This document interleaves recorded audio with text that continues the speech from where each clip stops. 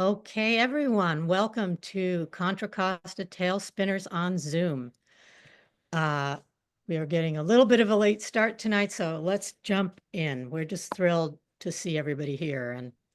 And we are going to start off tonight with, I think, the storyteller. No, you are not the storyteller who wins, came the furthest. You are definitely not, but we're going to start with our wonderful neighbor to the north, whose name is Raymond Pierce, and who lives in our other wonderful neighbor to the north, Canada. And here I'm going to spotlight Raymond. Hi, Raymond. Please tell us a story. Okay, I'm just gonna get gallery here so I'm not stare. I like to see everybody here. Here we are. Well, first of all, greetings from Canada to our wonderful American neighbors. In spite of what's going on in the news, God bless you all. Um, anyway, so when I'm finished my very short story, I'm going to put my email address in the chat box because what I do as a storyteller, my mission as a storyteller is to spread joy and laughter wherever I can. And I do it by email. So every week I send complimentary, family friendly humor to over 1,100 people in 28 countries. Oh. And I send them as blind carbon copies to protect your email addresses. So I will post my email address. If that interests you, feel free to write me. I also include one of my many personal lighthearted stories with the humor. So now tonight's story is called Sid and Sam. And some of you who are in my generation will know very quickly where this story may be going when you hear the first few lines. So Sid and Sam are two little boys, and they're outside in their backyard playing. Now, Sid and Sam are little snakes, two little boy snakes. And in their backyard, they don't play in the backyard, they play in a pit. So when they're playing in the pit, they make a lot of noise. And when they're playing in the pit, they hiss. So they're out in the backyard hissing in their pit. So sometime later, their mother comes out and says, "You boys are making too much noise. You're going to wake your little baby sister. So why don't you slither on down the valley and go into Mrs. Potts' backyard and hiss in Mrs. Potts' pit?" Well,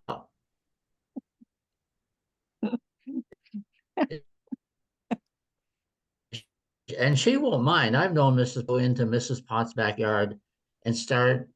Now, my message on here is saying my internet's unstable, so I hope you're hearing this. Okay, thank you. So they go into Mrs. Potts' backyard and start hissing in Mrs. Potts' pit.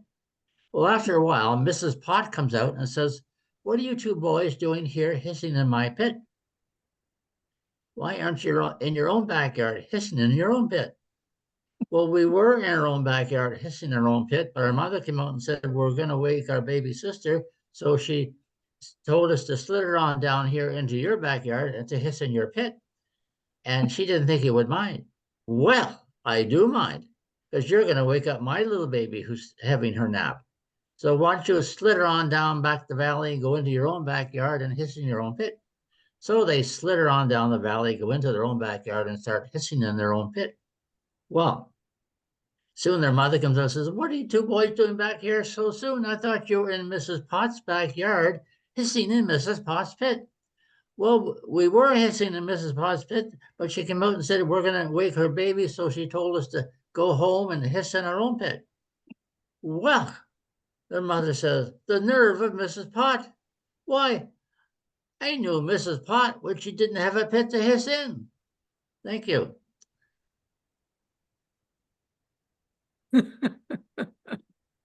Thank you, Raymond. What a wonderful way to get our story evening started.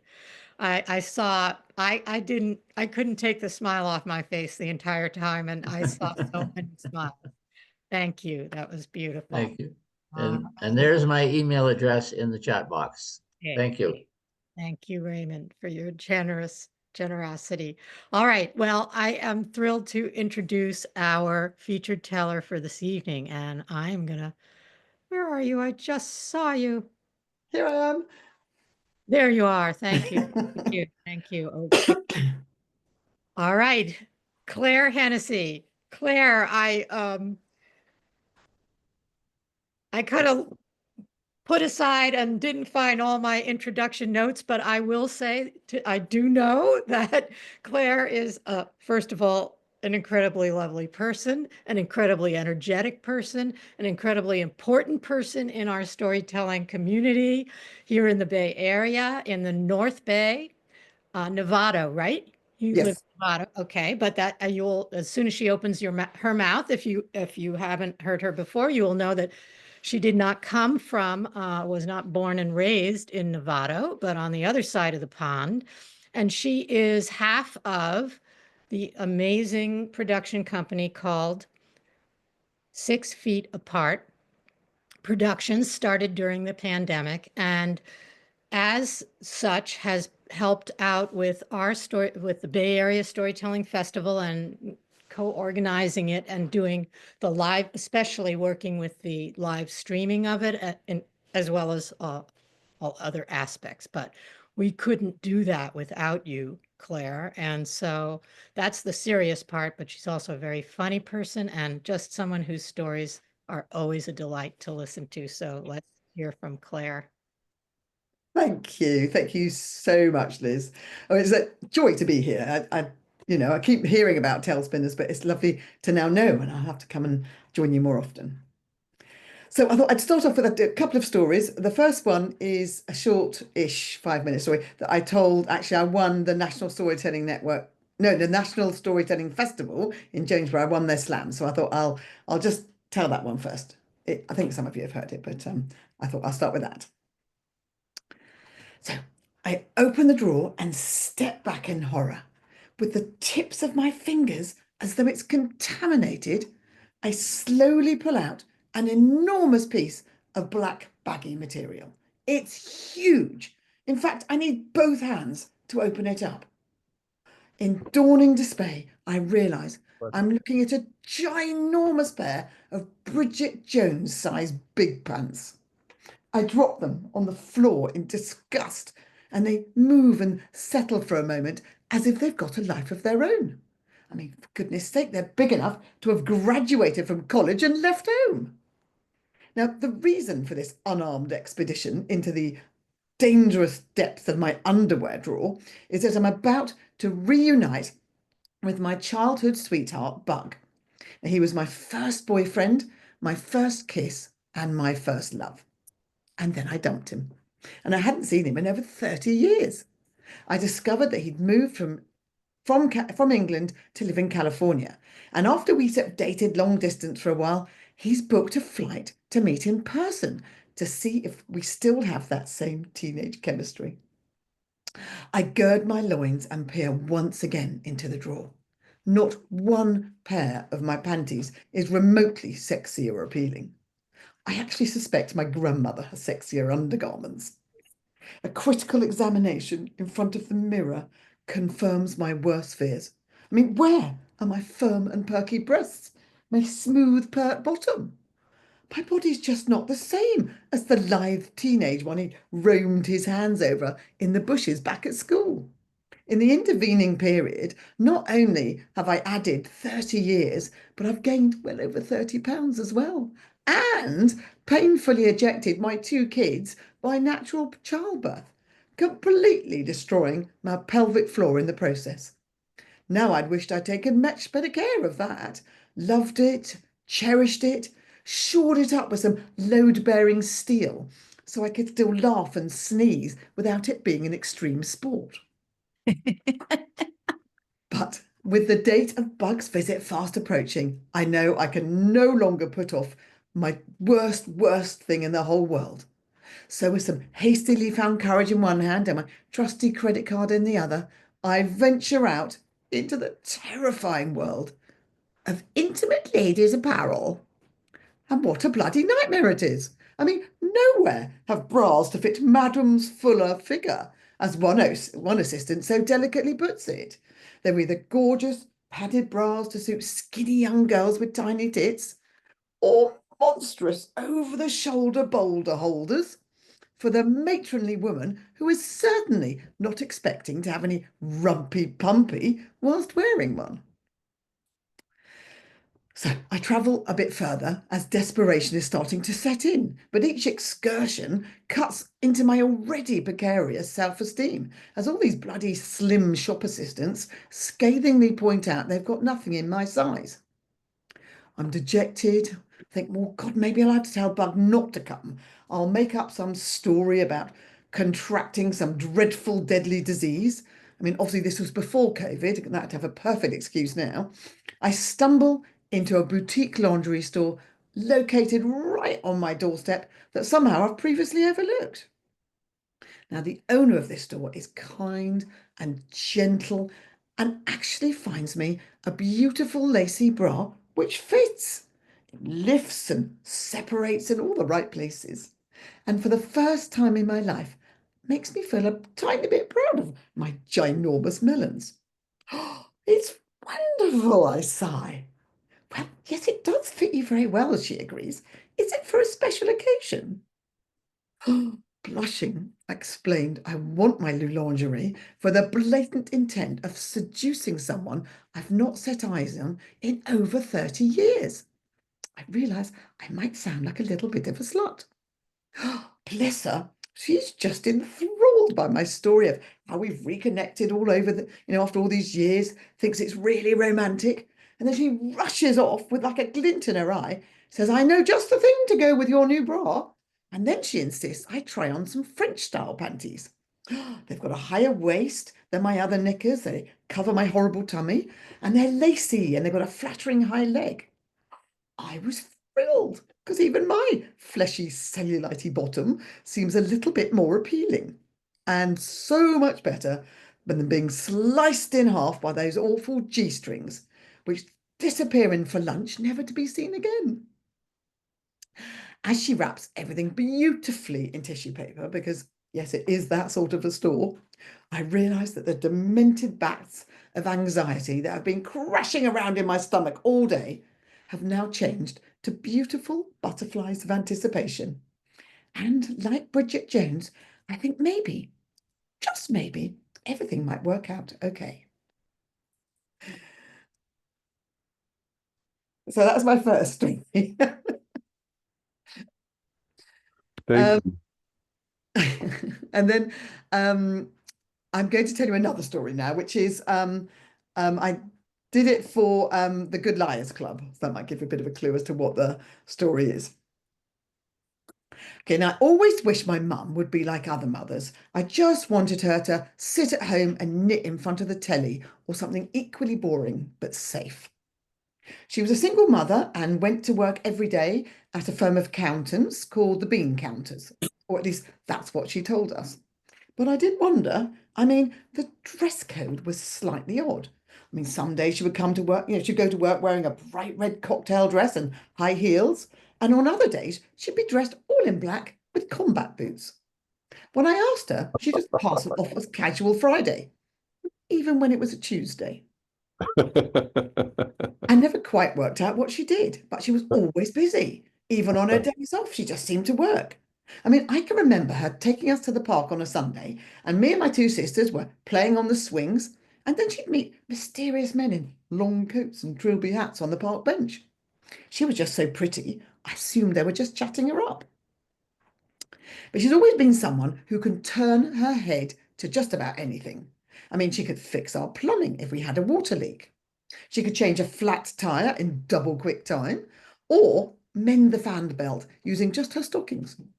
And her knowledge of first aid seemed to go way above all my friends' mothers with their just bandages and sticky tape. Let me just give you an example. When I was about 8 years old, I was upstairs in my bedroom doing my French homework, and I had the lid of my thick felt tip pen suctioned to the end of my tongue, like you did.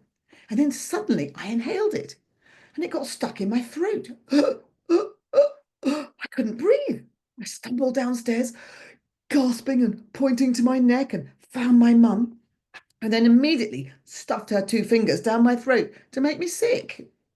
Now, unfortunately, that didn't work, but it did move the lid a little bit lower so I could get some air into my lungs and breathe, and I was able to tell her what had happened. She realised she was going to have to take me to hospital. So she bundled me into the car, and of course, mum being mum, she had a fast, flashy Triumph TR4A sports car. I mean, she loved it. It was a beautiful metallic pale blue with that recognisable bump on the bonnet, which of the hood to you Americans, and shiny spoked wheels. We took off like it was bloody jet propelled. And I have to say, it was the scariest drive of my life, and not just because I couldn't breathe. Now, it was rush hour in London, which is where we lived at the time, and she drove faster than bloody James Bond being chased by Jaws, shooting at him with a machine gun. She was overtaking on blind corners and driving on the wrong side of the road, and at one point, even mounting the pavement to get around a bus, leaving this scattering of terrified pedestrians in our wake.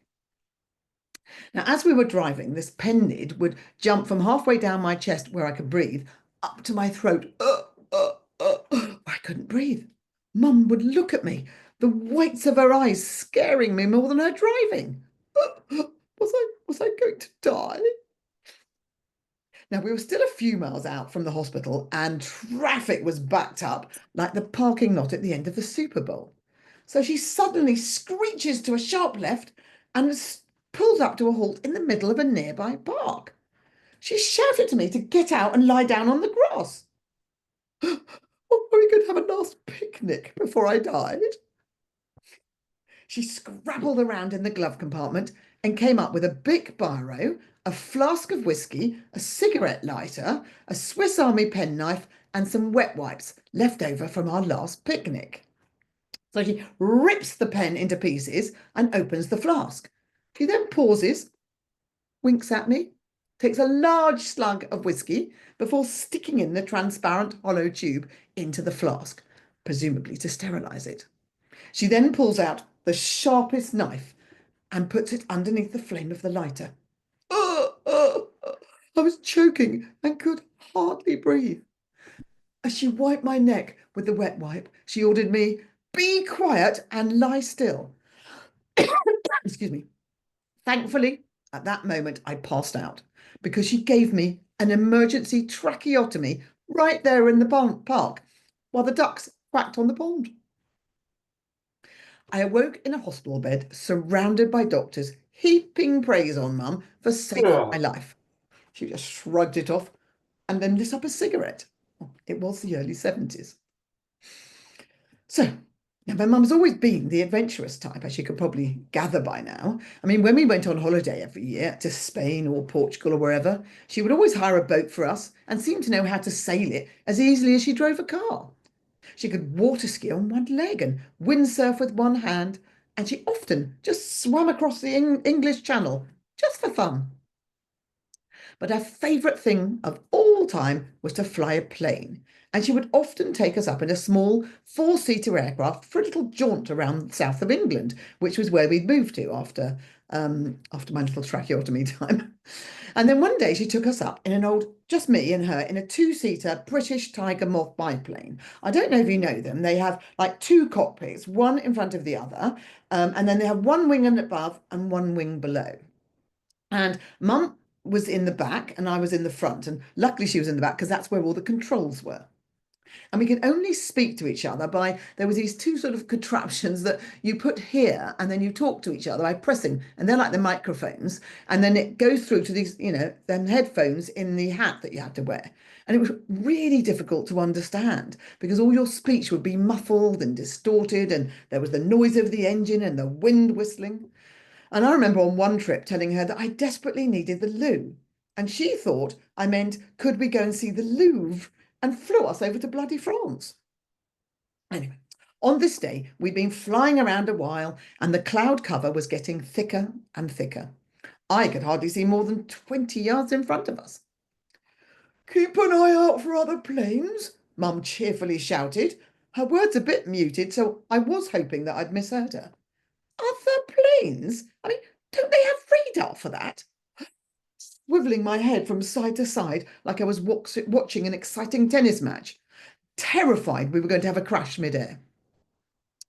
A few minutes later, I noticed a sudden change. That loud whining sound of the propeller in front of me was different. It sort of spluttered and then stopped for a moment and then spluttered. And before I could react or do anything, the whole plane started vibrating. There was this huge burst of turbulence, but way worse than on a normal passenger airplane. Now, when the vibrating eventually stopped, so did the propeller. It literally just stopped and dropped off, as though the vibrations had loosened the nuts and bolts holding it together. I mean, I could see it swirling in the clouds beneath us. I screamed, "Mum, the whirly thing's fallen off." Her voice was muffled, but this is what I think she said. "Don't worry, Claire. I'll just find us somewhere to land. Good job I had those gliding lessons recently." At that moment, the aircraft plunged down through the clouds. My stomach lurched into my mouth, along with the cream tea I'd stupidly eaten before we left. I clamped my hand over my mouth and looked for somewhere to be sick. There was nothing in the cockpit at all. Literally nothing. I mean, not even my handbag, as Mum had insisted I'd leave it behind in the car. I considered my options. I could lean over the side of the plane and to be sick as we dived, but Mum was behind me, so I didn't think that was really the polite thing to do as we were scrawling down at 100 miles an hour. So there was only one thing for it. I opened up my coat pocket and vomited there, just grateful it was big enough for the job. Oh, anyway, we finally emerged from the clouds to find ourselves not in the beautiful green countryside of West Sussex, but back in the middle of London traffic. I mean, we flew over the famous green and cream MI5 building, living up to its name of Legoland, and then suddenly the London Eye was right in front of us. Mum quickly turned the plane on its side, and in an aerobatic manoeuvre worthy of a World War II flying ace, she scraped the plane through one of the spokes, to the absolute horror of the tourists sipping champagne in the pods. "Oh my God, Mum!" I shouted, my heart thumping like we might explode. "We're going to die!" "Oh, do be quiet, dear. I need to concentrate," I thought I heard her say. And then we were flying over Westminster Bridge, swerved around Big Ben and the Houses of Parliament, and onto Trafalgar Square. I covered my face with my hands and started praying. Peering through my fingers, I thought I saw the statue of Horatio Nelson to my left, so close I could almost reach out and touch him. Now, I may have been panicking a bit, not a lot, but I really did think I could see him cover his eyes as we flashed past, missing him by inches. Then we're on off down the mall, and then Buckingham Palace rose up before us. Oh no, we were going excuse me, to crash into the most expensive house in Britain, the Queen's home. Somehow Mum managed to lift the nose of the plane just up over the roof, just knocking the flagpole with the Union Jack flying high, which indicated that the Queen was in residence. And then we glided over. And then we were on the other side, thank goodness, and I could see this great expanse of green lawn. But it wasn't empty. There would just look to be hundreds of people milling about in fancy clothes, tents with tables and chairs, and even a Royal Marines band playing in one corner.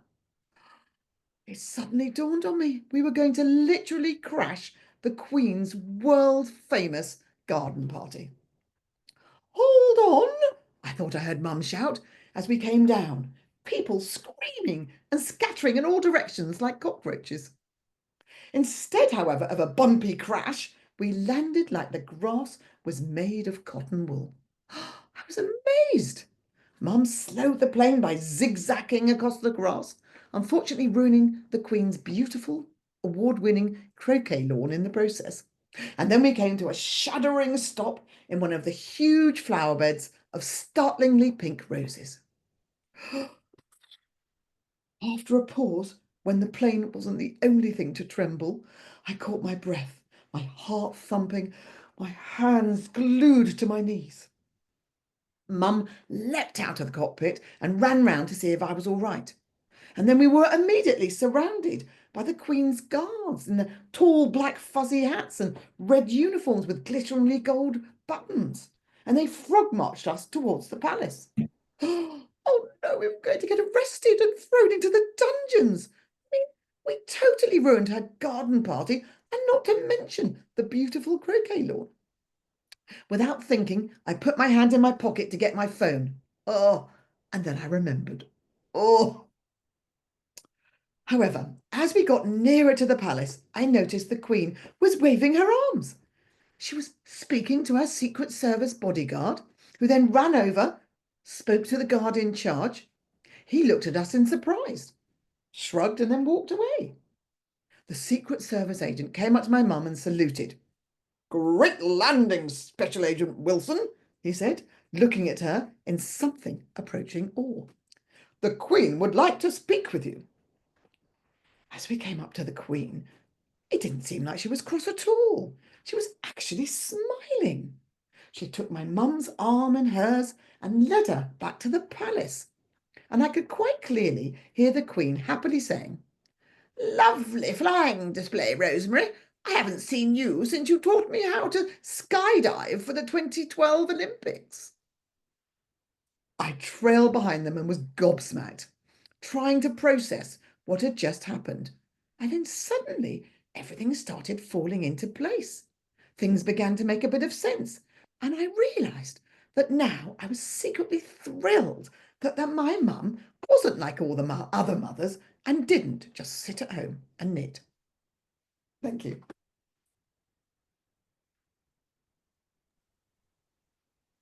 Thank you so much, Claire. Lovely. Those of us who've been, I don't know if any of us have been waiting for the next James Bond movie, you know. Yes, my mum's going to be in it. Wait, we don't have to wait. We just got it. But I just real quick, Claire. Okay, you really left us on a cliffhanger with your first story about your reunion with Bug. So could you just?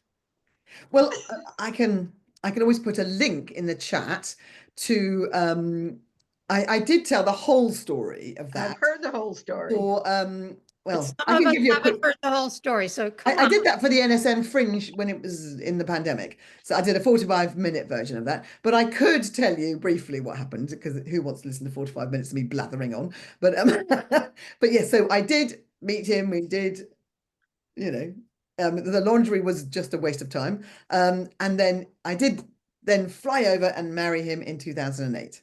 And that's why that's why I'm in America, California, right? All right. Extraordinary. Thank you, Cambridge, Bug. California. Thank you, Claire. That was so lovely. So glad you came. Please come back. Yes, thank you. All right. So let me spotlight our next storyteller.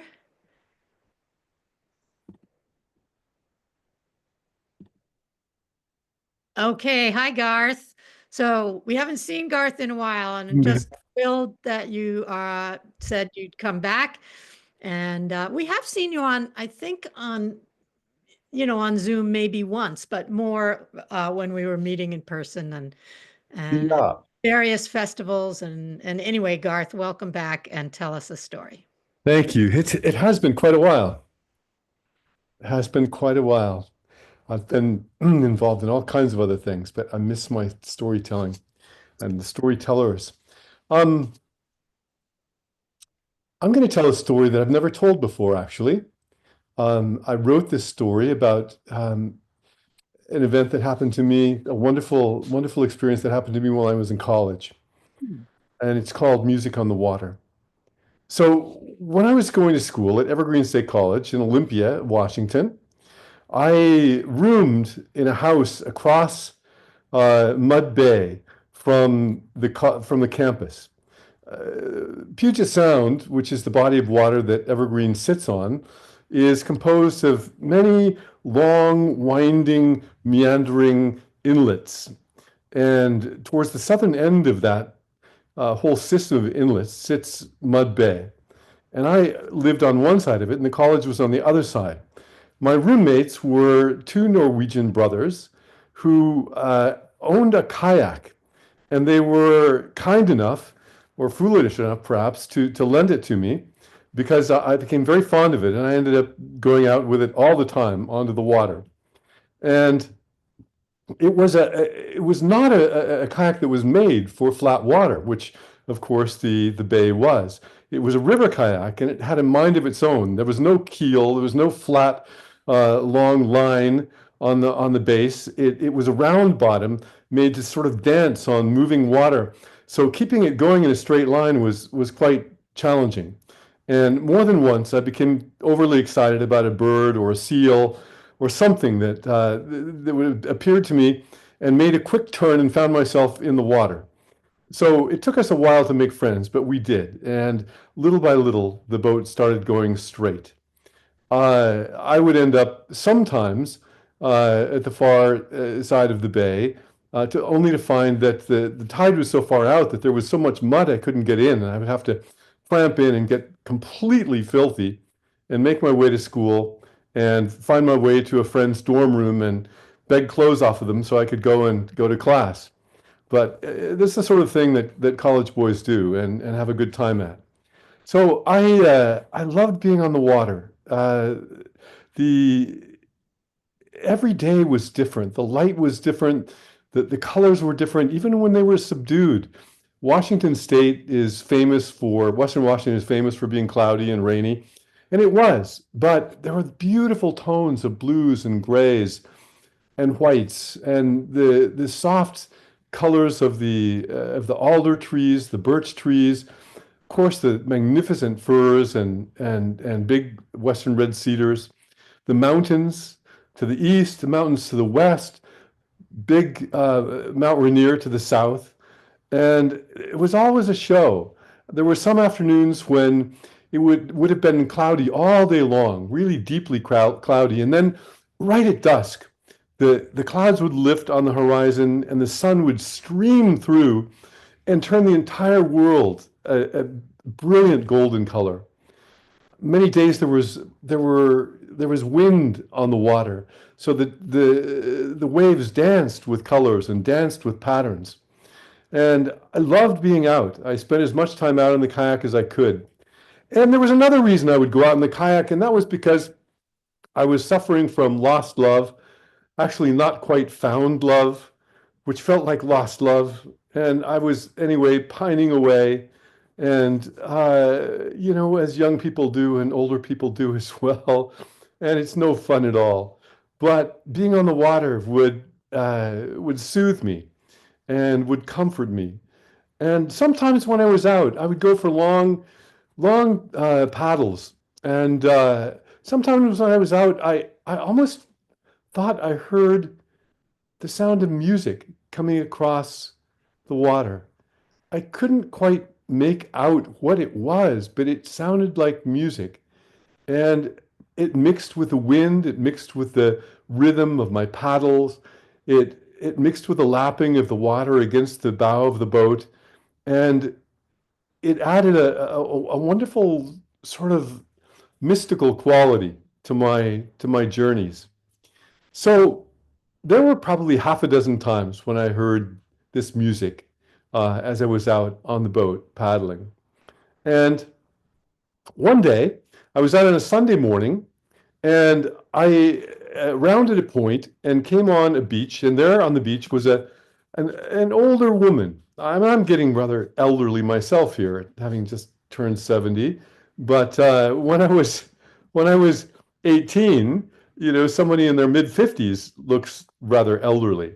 So I think that Mildred, as I learned her name was probably in her late 60s or early 70s. And as I passed by the beach, she hollered out and called, "Have you eaten breakfast?"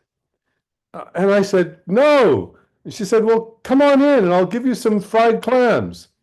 And that's what she was doing. She was out there digging clams on the beach. So I paddled in and pulled my boat up onto the sand and walked up her pathway through the daffodils and the daisies and other wonderful flowers through her beautiful garden and made my way into her home. The big double doors were open and the kitchen looked right out onto the bay, and she fried up clams with eggs and with toast, and for breakfast or for a little bit of dessert afterwards we had yogurt and berries and tea, and it was just wonderful. And I she introduced herself and I introduced myself, and we settled right into a very nice conversation. And that wasn't the first or the last, it wasn't the last conversation. I came back quite a number of times over the weeks and months that followed. And she would always have something for me, some cookies that she made or brownies, or sometimes I arrived just as she was pulling something out of the oven. But I stayed longer and longer. And as I learned to appreciate her and trust her, I started sharing more with her about this ongoing pain that I was feeling. And she said, my husband and I moved here many years ago, and it was a wonderful life. And we had a fine marriage, and we rarely spoke across word. And we had the perfect life. We were on the water, and we'd go out on the boat, and we had a garden, and he was retired, and it was just wonderful. But we were only here for a few years before he had a heart attack and died. It was very difficult for me, she said. It was very difficult indeed, losing him like that. But I had the house, and I slowly calmed down, and I learned to watch. I learned to watch how the tide came in and then it went out, and how the storms would come and then they would clear, and how the birds would fly over and fill the trees, and then they were gone, and how whole schools of fish would come by, and there would be all this commotion in the bay, and then they would swim away, and it was calm. And slowly the land taught me that this is the way life is. Things come and they go, and we can't really count on anything to last for long. It comes and goes, and that's just the way life is. So don't worry. Don't worry. If things aren't coming in the way that you want them to, that's all right. Be patient. They will. And if they go, they go. And Mildred was wonderful medicine for me, and I felt so much calmer and so supported by her presence and her laughter. And oh gosh, I think it was probably the second or the third visit. She said, "Do you like music?" And I said, "Yes, I love music." And she said, "Well, do you like classical music?" I said, "Yes, I love classical music." Well, come with me. And she led me into the front room, and she sat down at her piano, and she said, "What would you like to hear? Would you like to hear Debussy, or would you like to hear Brahms? Would you like to hear Chopin?" I said, "Oh, it's a Debussy morning. It's a Debussy morning. Just look at the colors out there. Just look at the wind and the trees." And so she rifled through a stack of music and pulled out a piece of Debussy, and off she went. And when she was finished, I said, Mildred, I don't think this is the first time I've heard you play." And she said, "What do you mean? Of course it's the first time. I've never played for you before." And I said, "No, Mildred, it's not. I've heard you probably half a dozen times as I've paddled out on the water. I've heard water. I've heard music coming across the water, and I didn't know it was you. I didn't know what it was. But now that I hear, I think it was you that I was hearing on the water. You've been playing for me for months." And she said, "Isn't that wonderful? Isn't that wonderful?" And indeed it was. Indeed it was. And I ended up graduating from school. I ended up going to California. I continued to correspond with Mildred for some years, and then her letters stopped coming back. And next time I was back home, I went to see her, but she wasn't there. And I knocked on a neighbor's door, and they said, "Yeah, Mildred passed away. She died in her sleep, and she was very peaceful. She wasn't sick. She just left." And I said, "Well, I'm sad that she left, but she's not really gone for me. I'll hear her music till the end of my days, and I'll hear her words in my mind till the end of my days too." And Mildred would be playing music for me across the water for a long time. And that's the end of the story. I only went over by 3 seconds. That was wonderful. What you brought us such nature. I mean, it was Earth Day, what, a couple of days ago or something, but today was a day for all of us.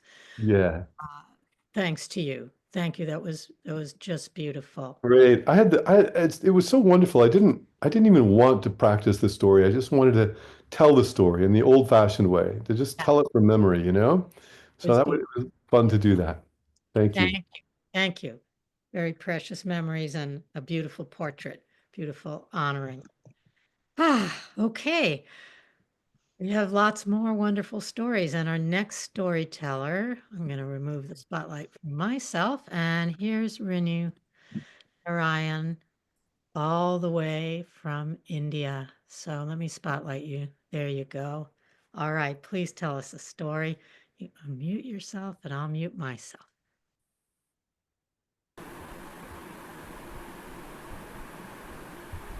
Okay, good evening, good morning. As you all know, I'm from India and we are a few hours ahead of you. So it's about 8:30 in the morning for us here. So here goes. Kani sanguchi yetta kani sanguchi. Kani sanguchi yetta kani sanguchi. Kani ekuyo yo kani ekuyo. Storytellers coming. Come, listen to a story. Kamala was a little girl living in a small village. Every day she would go and stand at the entrance of the village, waiting for the storyteller to come. The storyteller had started coming from a year ago. Every month she came without fail. And Kamala, who just loved stories, would wait for her to come. Though she knew she came only once a month, every day she would stand at the entrance because she never knew when the storyteller would come. And so every day that was her duty. So one day as she was standing there, she saw ahead and she was so excited. She's coming.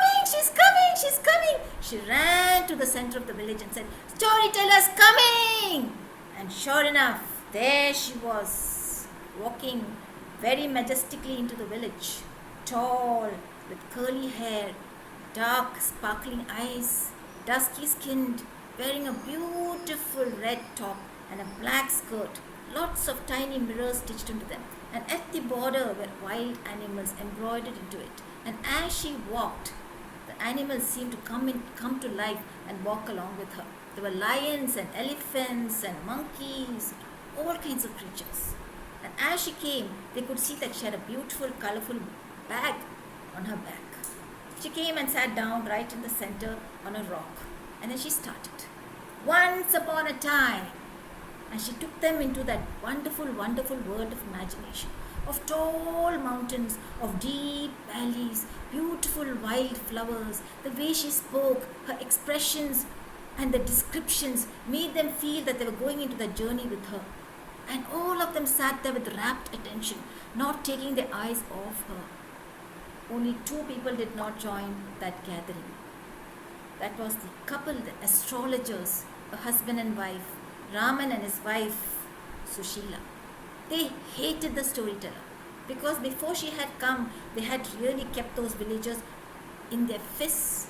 They spoke to them about the past and the future. They would predict this is going to happen, that's going to happen, and the villagers would go to them every single day, and that's how they earned their living.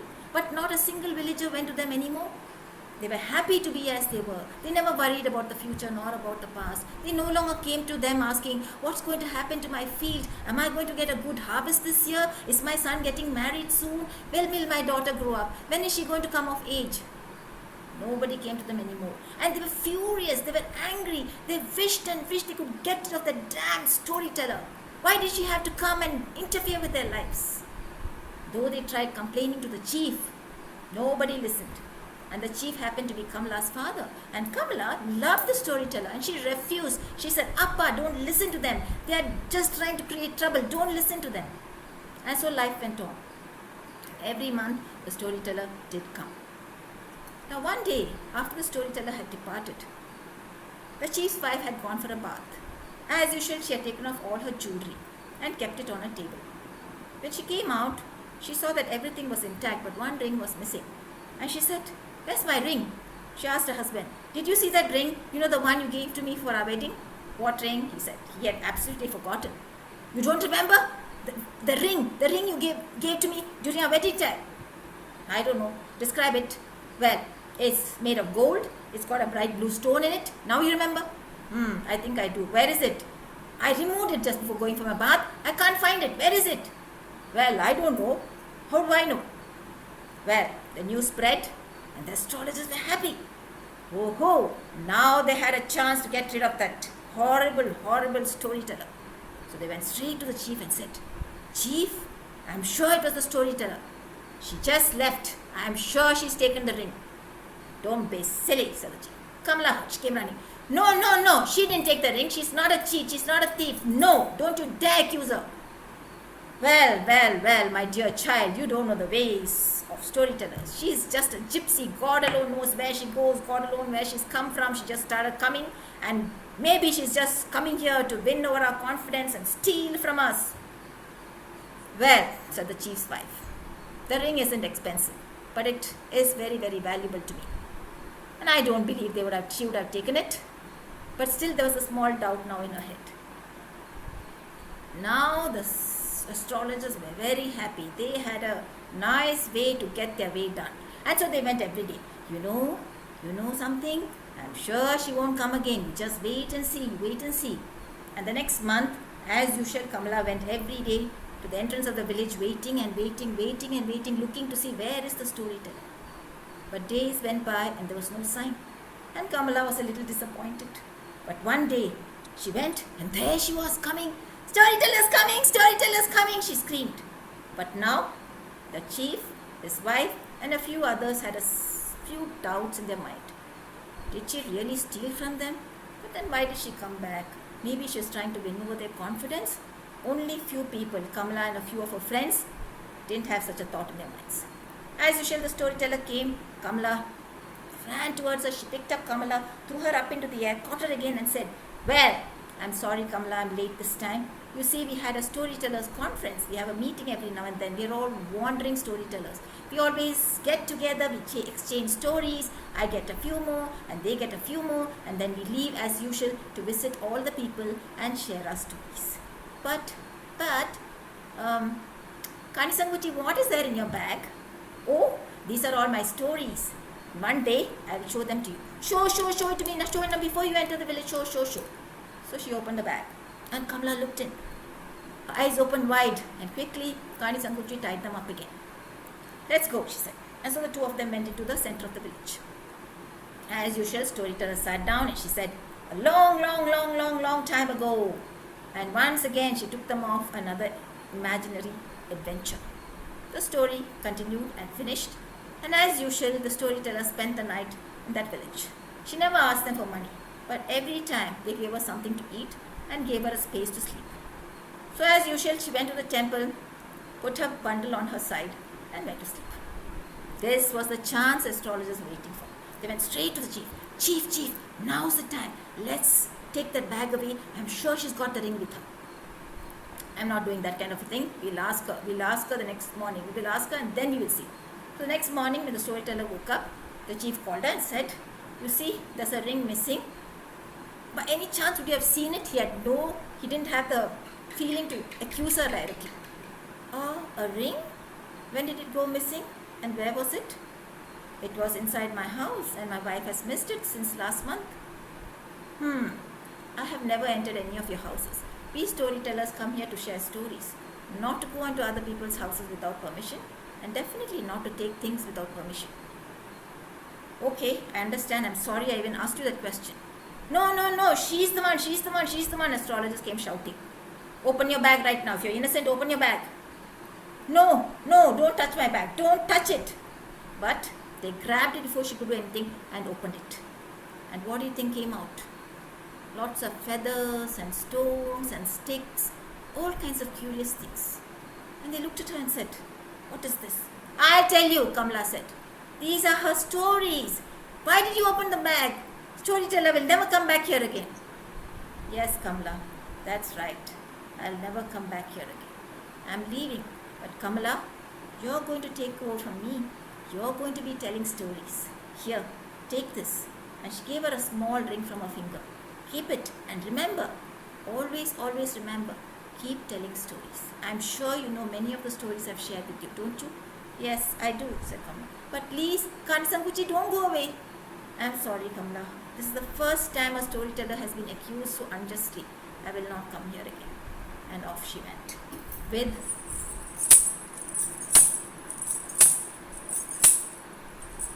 the moving of her anklets, the sound of the anklets were the last they saw and heard of the storyteller. She never, ever came back again. But Kamala, true to her word, took over the storytelling. Every day, it was not just once a month, every day, people gathered. There was a sense of community, a sense of gathering. And one day, when Kamala climbed up one of the trees, she was very fond of climbing trees like any 9-year-old would. Inside a nest, she found her mother's ring. And when she came down and she said, Ma, your ring was stolen by a crow, and you actually accused the storyteller. And now all eyes went towards astrologers. They could no longer live there. Nobody came to them anymore. And so in the dead of night, they left. Good riddance, thought the village. And the stories continued. Once upon a time, Kamala would go, and people were happy once again. Thank you for listening. Thank you so much. Oh, That was my own story, Liz. I wrote it myself. I had a feeling. Ooh, I'm getting an echo. I don't know. Oh, there. Yeah, there was something. I don't know what happened there with the sound, but we hung on every word. A story about storytelling. What could be better? Thank you. All right. Before we go to our next storyteller, I'm putting something in the chat. I want to make sure that everybody knows.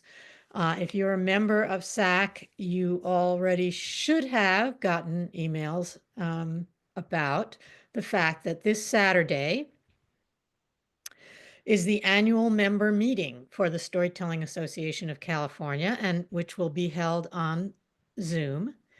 And that's at 9 o'clock in the morning. And several of the people here will definitely be there because they are board members. So wave your hands or whatever if you're a board member. Sarah and Claire and the other Claire too, I think. And and maybe more. And then there is every year, SAC chooses a regional gem, someone who is a SAC member and who deserves to be more well known and more appreciated all around California. And by alternating the region where that person comes from, we get to know each other. And this year's regional gem, John St. Clair, is from Southern California. And we can all also attend his show he's going to do on Zoom. So I didn't know, Sarah, whether you want to put the Zoom link on here. I don't really understand how chat, whether that gets, put out into the public and whether you want to do that or not. But after we end the recording, also I could put that there, or Sarah, if you want to put it there now, feel free. Yeah, I'll put it there. That's fine. Thank you. Okay, I just didn't want to do it Okay. without you knowing. So, okay, so that's this Saturday, something wonderful to look forward to. So more stories, however. So our next storyteller is Bobby Kincaid. And Bobby, your little box is right under my little box. I'm going to spotlight you for everyone. And I am going to mute myself so we can hear your story. One in a series. Yes. Thank you, storytellers and lovers of stories and anybody else who's listening. I have a series about Fire the Hunger. And he's quite a character. He's very powerful. And as you'll find out through the series, very, very hungry. And this is a long time ago, the first early humans. And they knew fire by lightning in the sky and by volcanoes exploding and the molten lava coming down. But they couldn't possess it because it would cool and disappear really fast. And they were sure that all the volcanoes, the gods lived in there, and those gods were responsible for fire. And they wanted it because not only did the gods live in those volcanoes, but they made jewels, and there was gold ore and silver ore, and the humans wanted to do that besides having light and warmth. Well, the animal cousins at that time and the trees could talk to the humans, and they wanted the same things because they were afraid at night in the dark.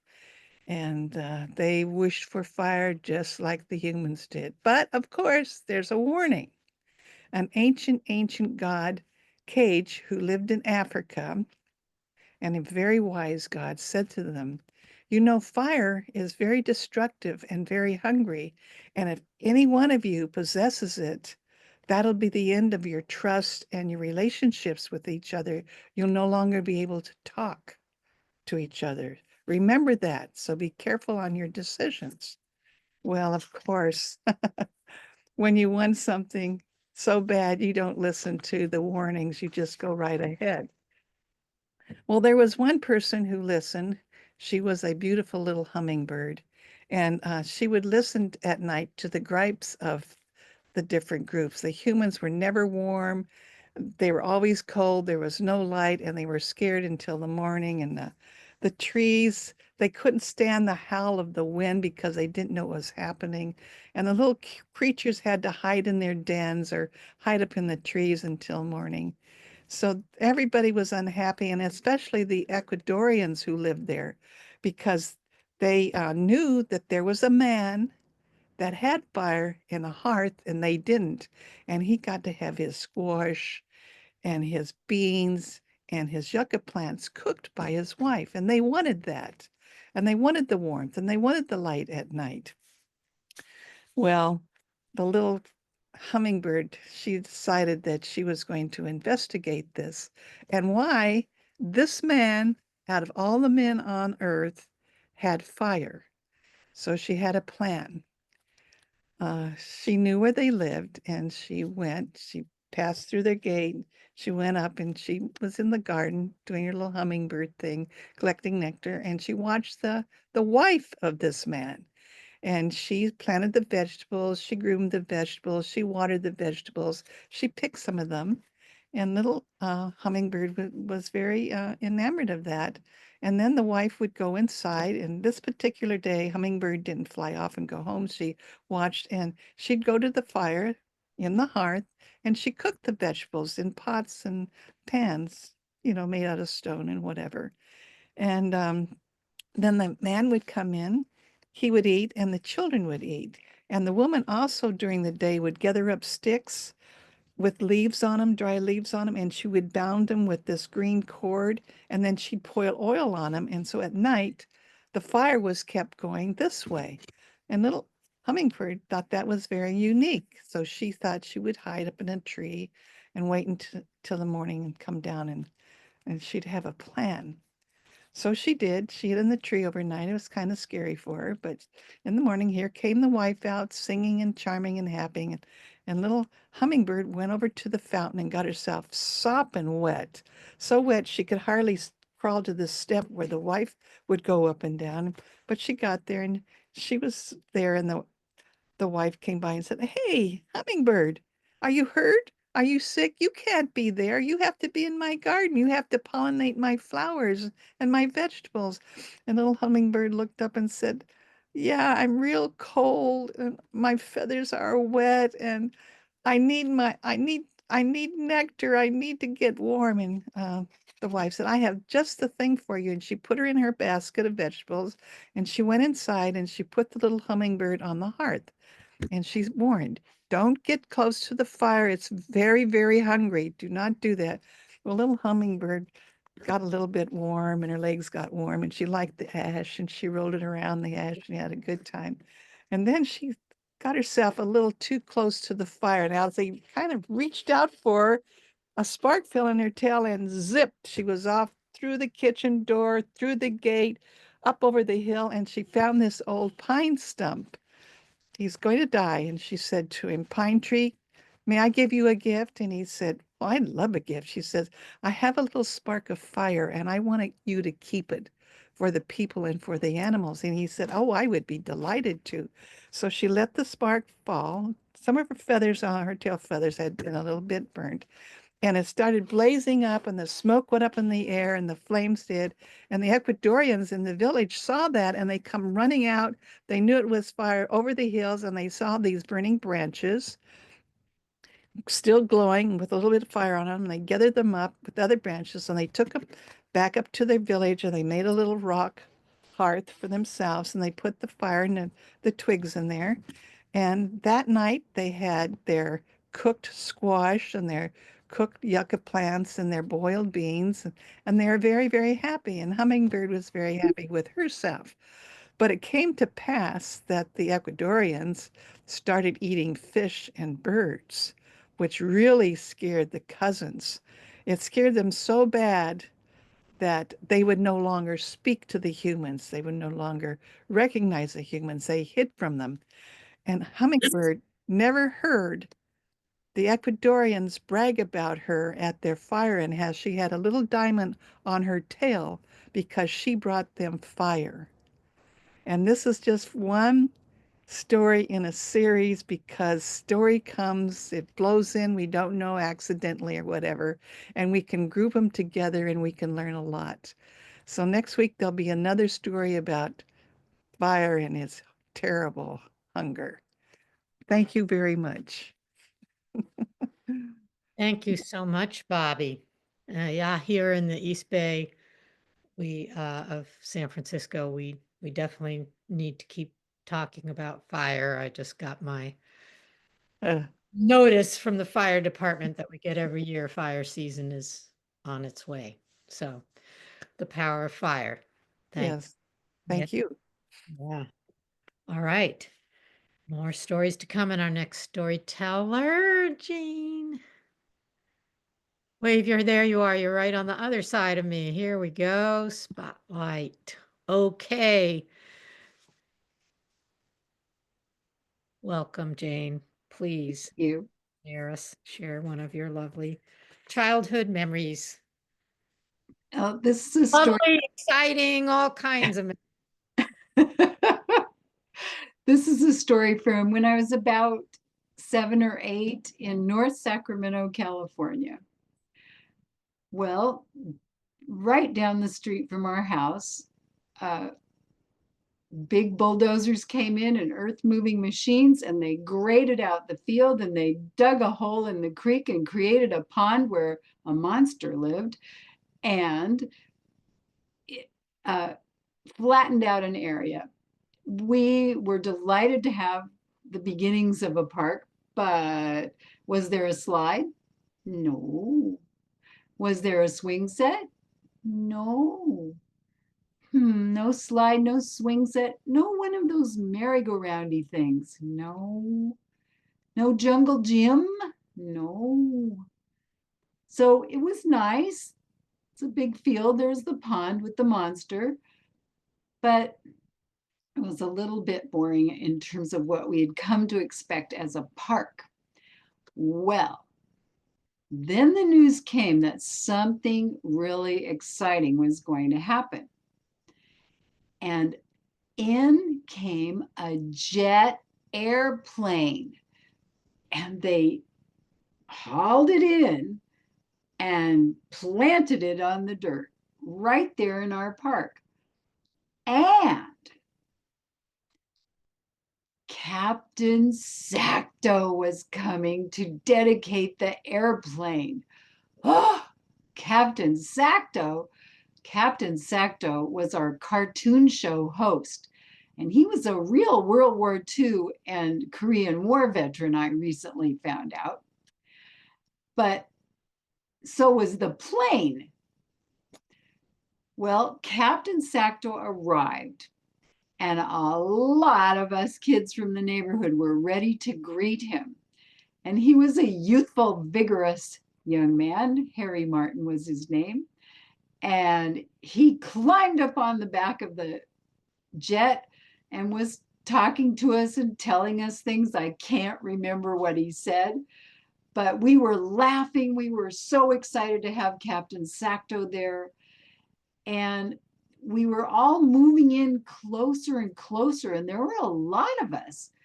And we were starting to climb up on the wings of the plane, and we were starting to look like maybe a mob of baboons to him. There were so many of us, and we were so swarmy and wiggly and coming at him. So Captain Sacto ran up the wing of the plane and climbed over the back of the plane and ran out on the wing on the other side. And we all just swarmed around after him, met him on the other side. Then he ran back over on the first wing. We all ran back with him. It was a lot of fun, and we were deeply honored to have Captain Sacto in our new park. Well, we played on that jet airplane so much.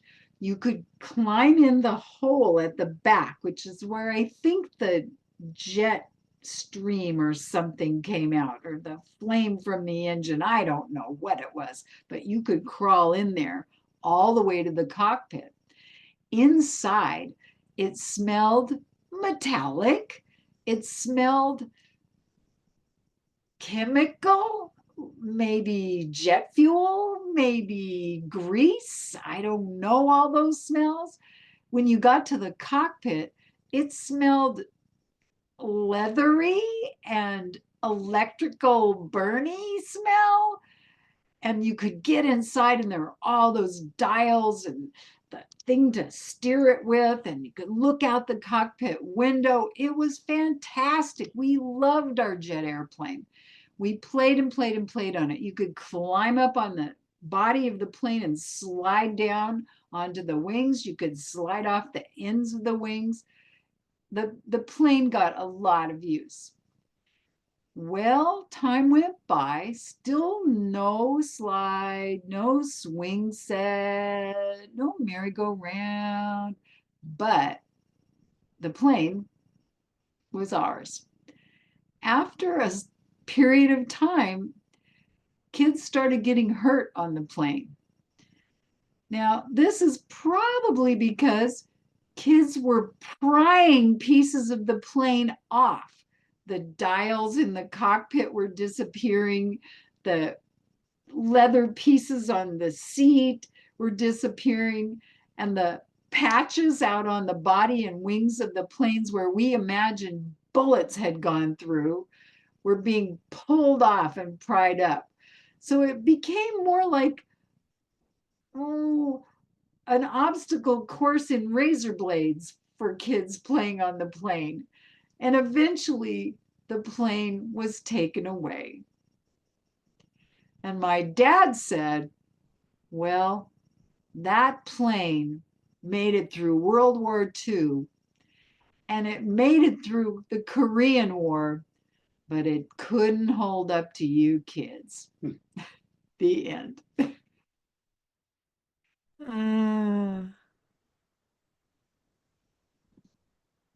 Wow.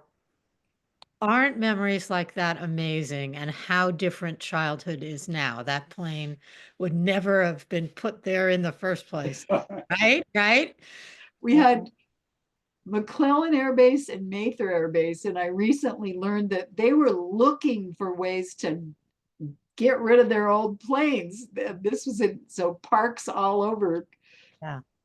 It was actually a park in San Francisco, not even really a park, but along 19th Avenue going out down south towards the airport, towards the San Francisco International. And there was a small plane. It was empty. It didn't sound nearly as cool as that plane. But I remember when my kids were little and they were like, no, this is toxic. This is gone. This is not okay for kids. But, something's lost, right? Something's been lost also when those things are no longer part of childhood. So thank you for that. Captain Sacto. All right. So going from Sacramento, right here in California, our state, we are going to go back to India now to hear from Deepa Kiran. And let me spotlight you. And please share a story. Thank you. Thank you. Hello, everyone. And I'm really delighted to hear all the stories, and particularly two stories from aviation. About 2 decades ago, I used to be a glider pilot, so it's loads of fun memories flooding back for me as well.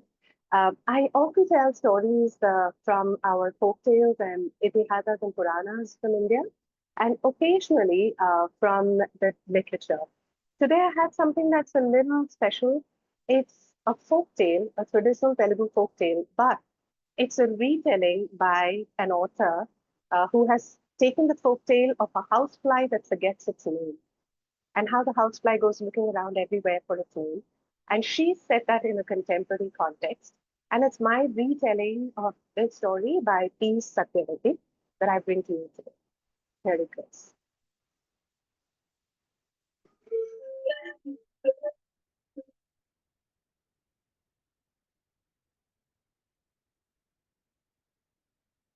I was young and intelligent and beautiful and, of course, educated and got myself a good husband that my parents found for me.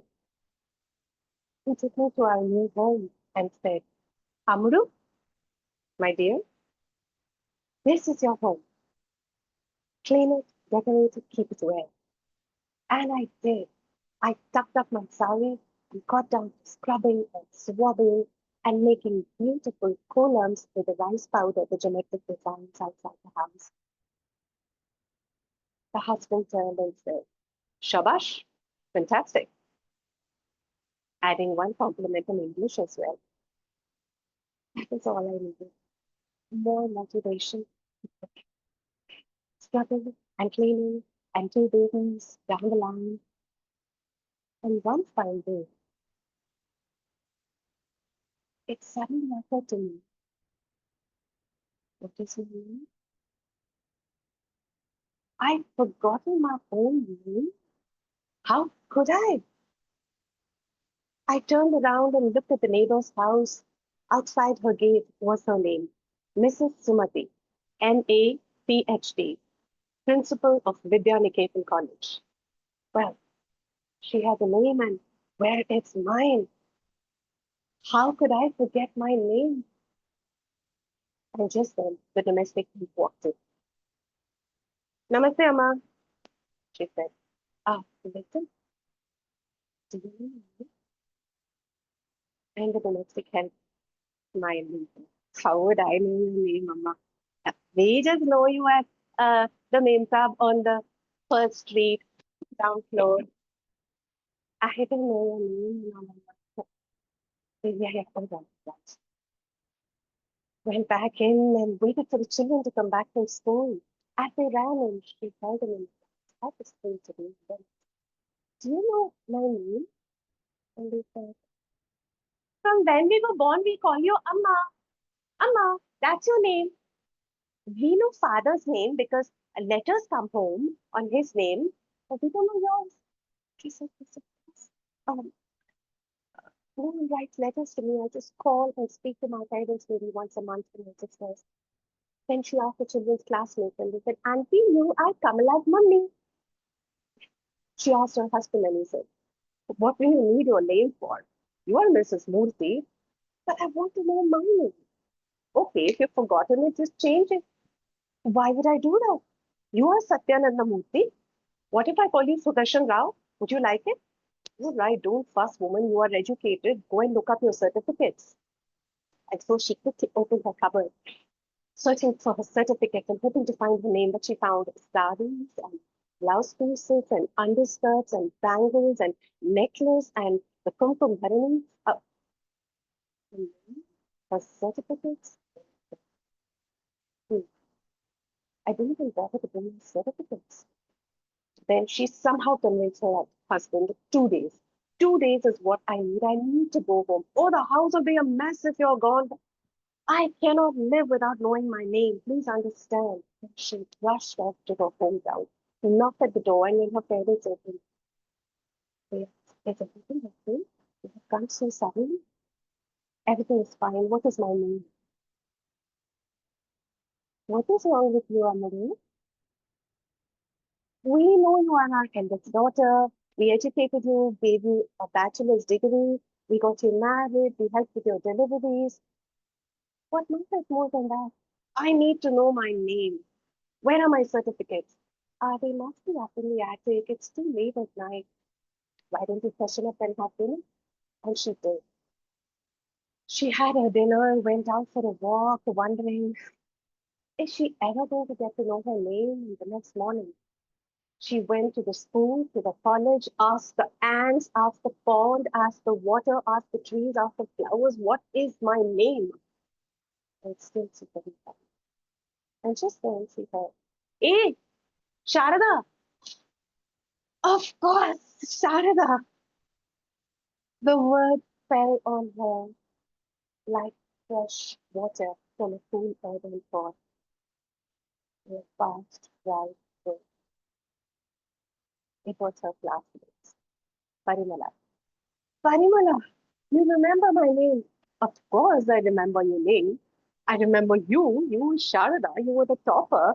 You were very fond of music. Remember how you won so many music competitions and you were really cool with drawing? Do you still draw? And where have you been? We couldn't even find you all these years. And then Sharada realized that she'd been lost, clubbing and playing. She ran back, pulled out all her certificates, found all her drawings, her music competition, her musical instruments, picked it all up and returned to her house.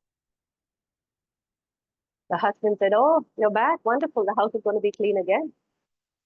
And this time, ignoring the dust on the sofa, ignoring the clutter and the mess, Sharada sat down on the sofa, turned to her husband and said, please do not call me Amity anymore. My name is Sharada. Call me Sharada. She sat down with her children in a dirty, unkempt house to show them her beautiful certificate to play music for them before and draw and share stories of her child, story of Sharada.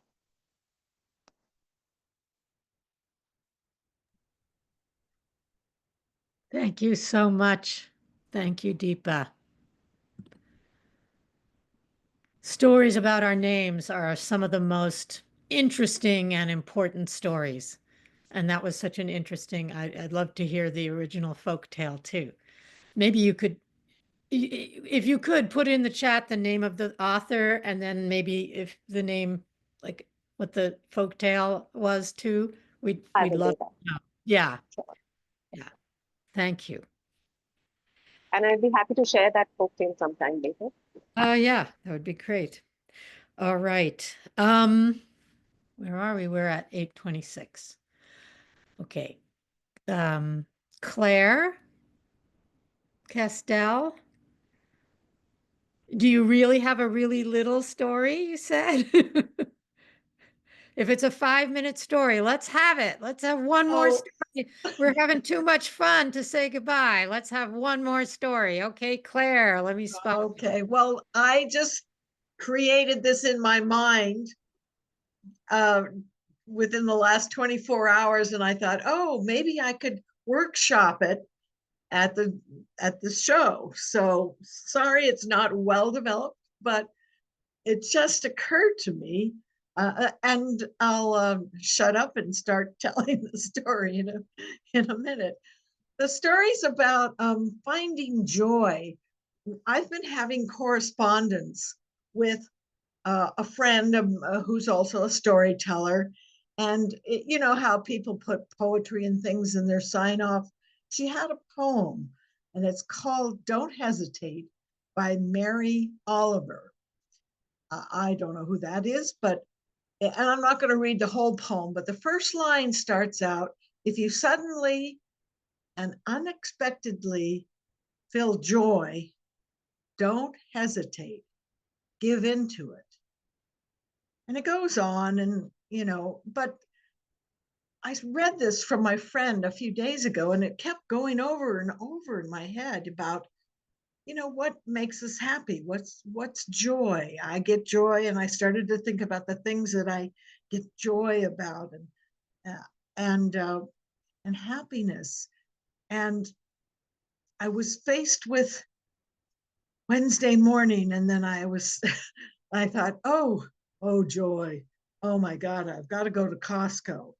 Now, this does not give me joy because I know a lot of you think I'm a really warm and friendly person, but really, when it comes to crowds, I'm a real misanthrope. I hate people with lots of kids. I hate people with big parts that are going around trying to kill me. And I'm just, Jesus, yeah. And I just, it always makes me miserable. But there's just one or two things that I have to get at Costco. So I force myself once a month. And I go down there and I go, oh, well, this is not going to be where I find my joy. I'm schlepping around. And I really I run into a couple of people. Well, the first woman that ran into me, I mean, she complimented, oh, I really like your haircut. And I didn't know her, and she seemed very nice and nicely dressed. And we had a little exchange. I thought, oh, I wish I could tell my sister that, because my sister doesn't like my haircut.